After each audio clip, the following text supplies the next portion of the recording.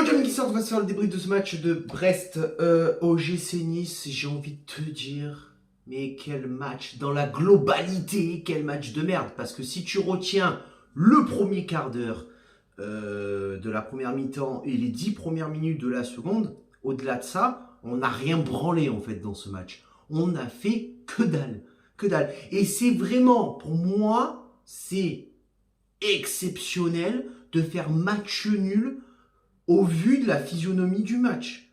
Parce que je te le dis honnêtement, on aurait mérité de perdre. Très clairement, ça nous aurait mis un peu les idées en place. Bon, on aurait encore perdu un match à l'extérieur. J'ai envie de te dire, on est à 3, un quatrième, on le prend. C'est pour nous, c'est cadeau, j'ai envie de te dire.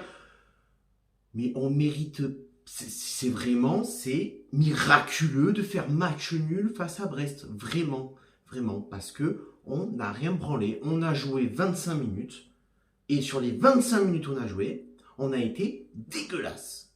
Et concrètement, au-delà que tu joues un choc, parce que tu joues un choc, le deuxième contre le troisième, tu gagnes, tu prends 3 points, ce qui fait 6 points d'avance sur Brest, tu colles encore un peu plus le PSG, même si on va pas se le cacher, je pense qu'ils seront indétrônables de toute façon cette saison, comme toutes les autres saisons, j'ai envie de te dire, à part quelques exceptions. Mais bon, ça te permet de prendre le large. Et tu ne prends pas encore, une fois, l'occasion de prendre le large sur Monaco qui fait match nul. Combien de fois cette saison, on a été capable de prendre le large sur nos concurrents directs qui sont juste derrière nous et qu'on ne le fait pas? Combien de fois? Et c'est pas la première fois. Alors certes, le match était très équilibré. On a fait un très bon démarrage. On est bien entré dans le match. Vraiment, les débats ont été directs dès le début. Le match était très engagé. Il y avait du rythme, il y avait de la création de jeu, même pour du côté de l'OGC Nice. Mais ça passait aussi beaucoup par le côté gauche avec Melvin Bard et Morgan Sanson qui ont été très en vue cet après-midi dans le match. On avait le contrôle du ballon, la justesse technique. L'OGC Nice était au rendez-vous de ce choc de cet après-midi sur les 15 premières minutes de la première mi-temps. Voilà. Et après, plus rien. Après, plus rien. On marquera quand même que un Jérémy Boga qui qualifié encore en demi-finale avec la Côte d'Ivoire. Donc c'est pas tout de suite qu'on va le revoir, mais dans les intentions de jeu cet après-midi et ce qu'a proposé l'OGC Nice, Jérémy Boga aurait fait beaucoup de bien, notamment dans la percussion, mais surtout sur la finition. Là, on a beaucoup de mal. C'est que Brest vient nous chercher très haut. Quitte à se prendre des contres et de finir sur des 1 contre 1 ou de finir en infériorité numérique sur des contres, Brest prend la responsabilité d'y aller.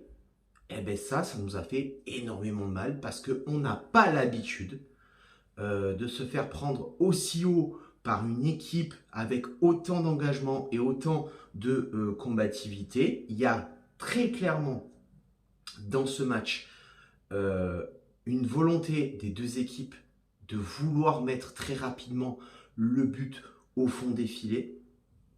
Comme l'ont dit les commentateurs, parce que ça, ils l'ont aimé, hein, ce mot-là, le rapport de force. Il y avait un rapport de force entre les deux équipes. Alors c'est vrai, il y avait vraiment un rapport de force, il y avait énormément de combativité. C'est ce qui est beaucoup ressorti dans ce match.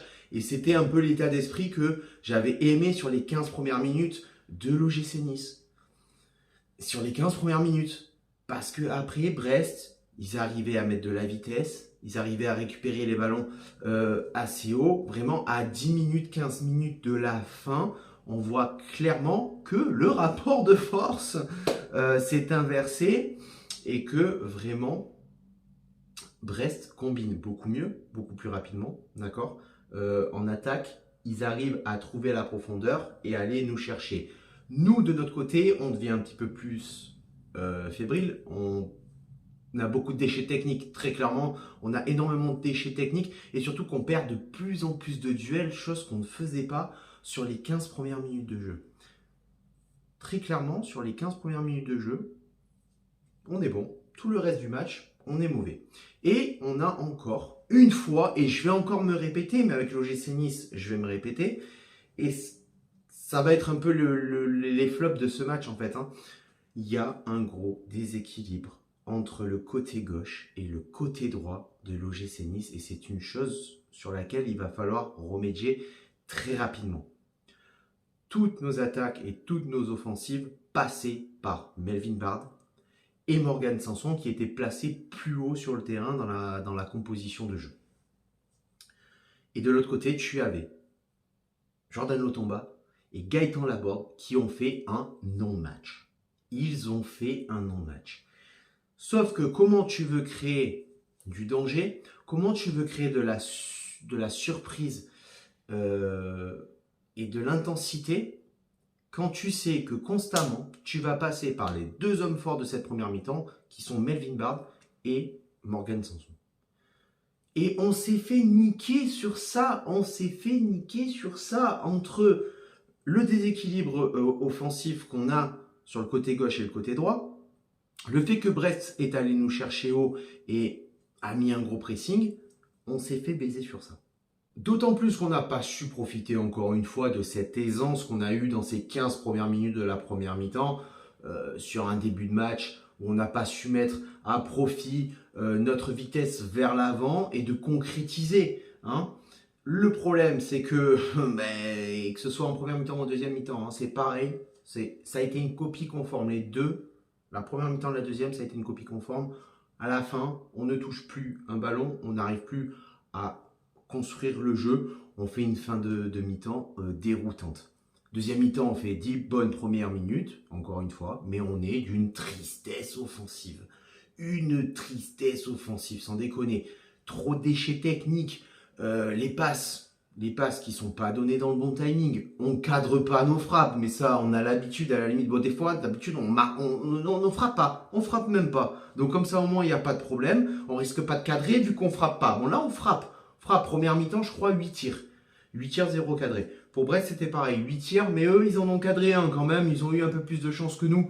Et c'est la frappe qui nous met le plus en difficulté du côté brestois en première mi-temps.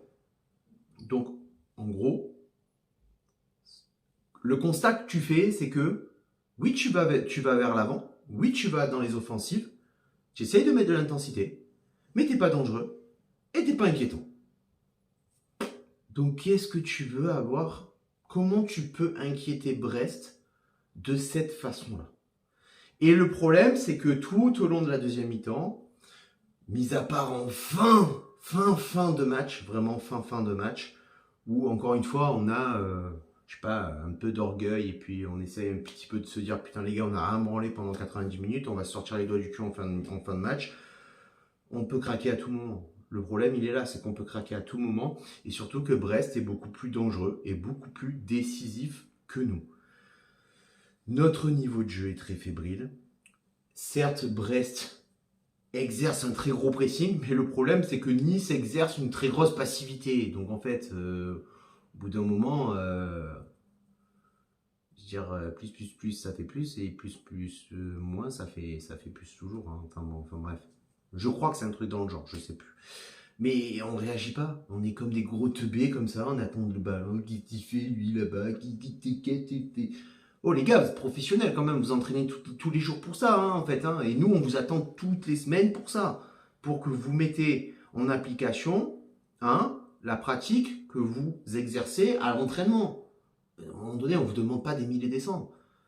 Mais dans un choc comme ça, et derrière, tu vas enchaîner mercredi Montpellier en Coupe de France, dimanche Monaco, un deuxième concurrent direct. C'est-à-dire que là, en gros, faut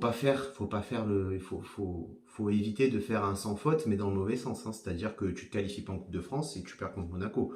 Parce que là, la fin de saison, elle va être très, très, très compliquée à gérer et très, très compliquée à voir la suite. Voilà les gars, pour moi, c'est la fin de ce débrief. Vraiment, ce match m'a fortement fatigué, notamment surtout la deuxième mi-temps. Sur ce, on se retrouve en Coupe de France mercredi. Ciao, viva, la baguette et les Nice.